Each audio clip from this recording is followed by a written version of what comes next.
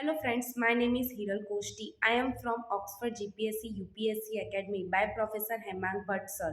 આજનો મારો ટોપિક છે આયુષ્યમાન ભારત યોજના અને પંચવટી યોજના. આયુષ્યમાન ભારત યોજના પ્રધાનમંત્રી નરેન્દ્રભાઈ મોદી 25 સપ્ટેમ્બર 2018ના વર્ષમાં શરૂ કરવામાં આવી હતી. આ યોજનાથી બાકાત રહેલું રાજ્ય પશ્ચિમ બંગાળ હતું. બાકી ભારતના બધા જ રાજ્યોમાં આ યોજનાની શરૂઆત કરવામાં આવી હતી.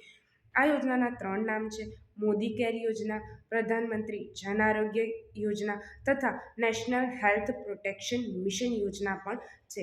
આ યોજના અંતર્ગત હૃદય, કિડની જેવા અંગોનું સારવાર, તપાસ, નિદાન, ઓપરેશન કરવામાં આવે છે તથા ડાયાબિટીસની સારવાર અને નિદાન કરવામાં આવે છે અને આ બધી સેવાઓ નિઃશુલ્ક કરવામાં આવે છે.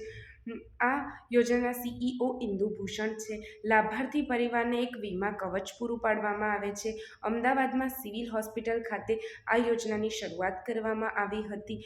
આ યોજનાનું પહેલાંનું નામ ભારતીય ચિકિત્સા પદ્ધતિ અને હોમિયોપેથિક નિદાન હતું.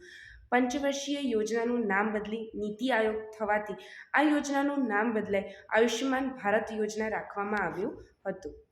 ગામડાના લોકોના સહાયથી વૃક્ષો વાવી અને તેમાં વન જેવું વાતાવરણ ઊભું કરવું આ યોજનાનો મુખ્ય હેતુ છે. આ યોજના અંતર્ગત ગામડામાં રહેલા જૂના મંદિરો, અન્ય સ્થળોનો વિકાસ થશે તથા તેનો સામાજિક આર્થિક પણ ગામડાનો વિકાસ થતો જોવા મળે છે.